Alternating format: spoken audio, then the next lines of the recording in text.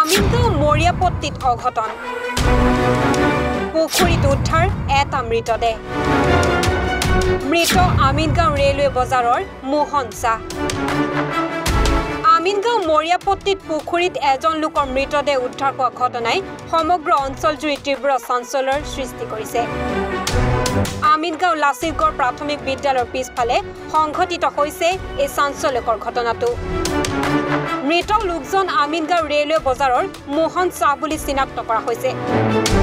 জানিব পৰা মতে যোৱা 5 দিন ধৰি সন্ধানহীন হৈ আছিল লোকজন বৰ্তমানলৈকে লোকজনৰ মৃত্যুৰ কাৰণ জানিব পৰা হোৱা নাই ঘটনাস্থলীত আমিনগাঁও আৰক্ষী উপস্থিত হৈ মৃতদেহ উদ্ধাৰ কৰি মৰণোত্তৰ পৰীক্ষাৰ বাবে প্ৰেৰণ কৰে শুনা পাইছোঁ আমিনগাঁও মৰিয়াপট্টি ৮০ নং লাচিতগড় প্ৰাথমিক বিদ্যালয়ৰ পিছফালে এখন পুখুৰী আছে সেই পুখুৰীত এটা ডেড বডি দেখা পোৱা শুনা পাই কেনে আমি ৰাইজে ওলাই আহিছোঁ চালোঁ আমিও হয় কথাটো কিন্তু অলপতে এতিয়া ডেড বডিটো পুখুৰীৰ পৰা উঠোৱা গৈছে ওচৰে পাজৰে মানুহ চিনাক্তকৰণ কৰিব পাৰিছে যে আমিনগাঁও ৰেলৱে বজাৰৰ বেক চাইডে যিটো শিৱ মন্দিৰ আছে শিৱ মন্দিৰৰ পিছফালৰ বাসিন্দা হয় নাম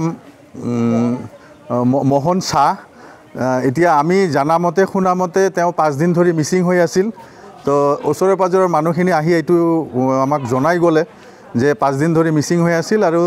তেওঁ আজি এইটো ইয়াতে পাই কেনে সিহঁতে চিনাক্তকৰণ কৰিছে যে এওঁ মোহন শাহ বয়স আপোনাৰ 45 মান হ'ব সন্দেহ মানে এনে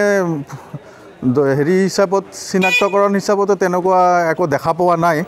যে কিবা কোনোবাই মাৰ্ডাৰ কৰিছে এইটো এতিয়া ধৰিব পৰা হোৱা নাই যে মাৰ্ডাৰ কৰিছে না আত্মহত্যা এইটো এতিয়া আমি পৰীক্ষা নিৰীক্ষাৰ পিছতেহে প্ৰশাসনে এইটো ওলাব পাৰিব আৰক্ষী আহা বুলি শুনা দেখা পাইছে আহিছে